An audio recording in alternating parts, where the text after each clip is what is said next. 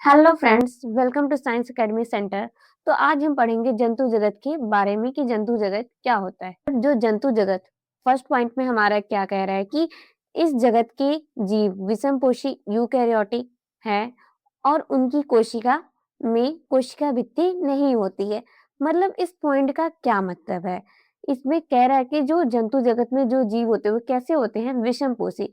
विषमपोषी का मतलब हुआ कि ऐसे जीव जो अपना भोजन दूसरों के ऊपर निर्भर करते हैं, यानी कि जो हेटेरोट्रॉफिक्स होते हैं, यानी कि जो विषमपोषी होते हैं, जो अपना भोजन दूसरों पर निर्भर करते हैं, मतलब अपना भोजन खुद नहीं बनाते हैं, जैसे पौधों की तरह। ठीक है, तो जो जंतु होते हैं वो अपने भोजन के लिए दूसरे जीवों पे क्या रहते हैं? निर्भर रहते हैं। ठीक है, और ये कैसे होते हैं? यूकैरियोटिक होते हैं।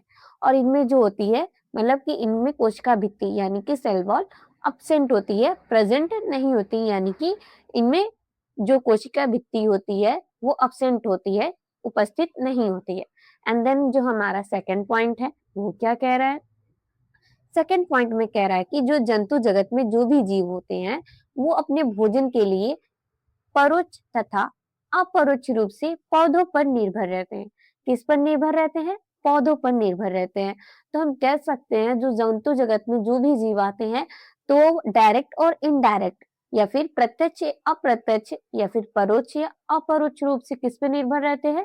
पौधों पर निर्भर रहते हैं। ठीक है, एंड देन जो हमारा थर्ड पॉइंट है वो क्या कह रहा है? जो थर्ड पॉइंट है वो कह रहा है कि ये मतलब कि जो जंतु जगत में जो जीव है ये अपने भोजन को आंतरिक गुहा में पचाते हैं और भोजन को ग्लाइकोजन तथा वसा के रूप में संग्रहण करते हैं। ठीक है, कहाँ पचाते हैं? ये अपने भोजन को आंतरिक गुहा में पचाते हैं। आंतरिक गुहा क्या होता है कि जंतुओं के शारीरिक संगठन का जटिल और सुव्यवस्थित एवं अधिक सक्षम बनाने में हेल्प करता है आंतरिक गुहा। ठीक है, जो अपने भोजन को आंतरिक गुहा में पचाते हैं। ठीक है, एंड आई होप आप लोग को आंतरिक गुहा के बारे में समझ आया होगा। एंड देन हम देखते हैं ग्लाइकोजन क्या होता है। आपके मन में सवाल उठा होगा कि ग्लाइकोजन क्या होता है, क्योंकि इनमें ग्लाइकोजन वर्ड आया। ग्लाइकोजन क्या होता है कि ग्लाइकोजन हमारे शरीर में कार्बोहाइड्रेट का संग्रहित रूप है। जो ग्लाइकोजन है हमारे शरीर में कार्बोहाइड्रेट का एक संग्रहित रूप है, जो मुख्य रूप से हमारी लीवर मसल यानी कि मांसपेशियों में ग्लूकोज के रूप में जमा होता है। किसके रूप में जमा होता है? ग्लूकोज के रूप में जमा होता है और जरूरत पड़ने पे हमको एनर्जी प्रोवाइड करता है, यानी कि हमको ऊर्जा देता है जरूरत पड़ने पे। एंड देन इसमें जो वसा है वर्ड आया, तो वसा क्या होता है?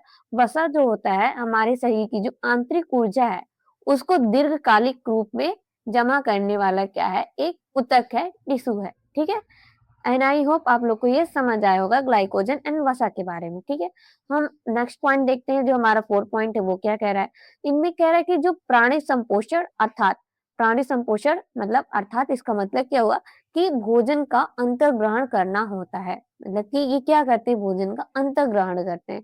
ठीक है, एंड देन हमारा जो फिफ्थ पॉइंट है वो क्या कह रहा है कि इनमें यानी कि जीवों में वृद्धि का एक निर्दिष्ट पैटर्न होता है। मतलब इनमें वृद्धि का क्या होता है? पैटर्न होता है। ठीक है, और वे एक पूर्ण वयस्क जीव बन जाते हैं।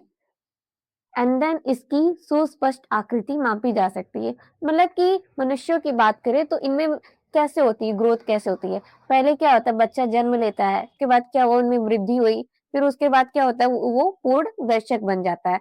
तो इस प्रकार से क्या होता है? एक नया जीव बन जाते हैं। मतलब कि एक नया, अगर हम पौधों की बात करें तो उसमें भी क्या होता है? बीज होता है, बीज से क्या बनता है? प्लांट यानी कि पौधा बनता है, फिर उसके बाद क्या बनते हैं? वृक्ष बनता है।